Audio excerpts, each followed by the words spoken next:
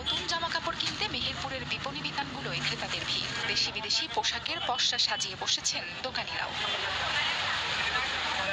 গরমে সুতি পোশাকের চাহিদাই বেশি। এছাড়া নারীদের পছন্দের শীর্ষে Pakistani, Delhi boutiques, georgette, organza সহ বিভিন্ন কাপড় 1000 থেকে শুরু হয়ে বিভিন্ন দামে বিক্রি হচ্ছে।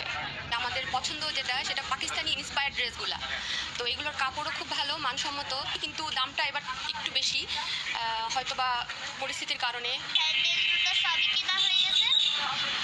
আমরা ড্রেস কিনবো, তো যেটা চয়েস হচ্ছে সেটা দিতে পারছি না, সাইজে হচ্ছে না। মসলিনের ওপরে যে কাপড়গুলো আছে, তারপরে হলো ইন্ডিয়ান, পাকিস্তানি ড্রেসের বেশি হচ্ছে আধিক্য এবার। তবে চুরি ছিনতাইয়ের আশঙ্কায় সাধারণ মানুষ। বিক্রেতারা বলছেন, ঈদ বেচাকেনা শুরু হলেও অন্যান্য বছরের তুলনায় রাতে ভিড় কম। দেশের আইন শৃঙ্খলা পরিস্থিতি নিয়ে নিশ্চিন্ত নন অনেকেই। সন্ত্রাসী, চাঁদাবাজি, মানে অনেক কিছু, চোর ডাকাতের ভয়, টাউনে মানুষ আসতে পারছে না, গ্রাম থেকে মানুষ আসতে পারছে না, সব কিছু একটা ভীতিকর অবস্থার ভিতরে বিরাজ করছে। পাকিস্তানের তোয়াক্কেল আছে, তোয়াক্কেলটা বেশি বিক্রি হচ্ছে। আর বাংলাদেশি আইটেমের মধ্যে জর্জেট, অর্গানজা, এই আইটেমটা বেশি বিক্রি হচ্ছে। রাতের কাস্টমারগুলো একটু কম পাচ্ছে, যেমন 10টা 11টার পরে বাজারে একটু কাস্টমারের সংখ্যা কমে যাচ্ছে, তবে দিনে কাস্টমারের চাহিদা ব্যাপক আছে।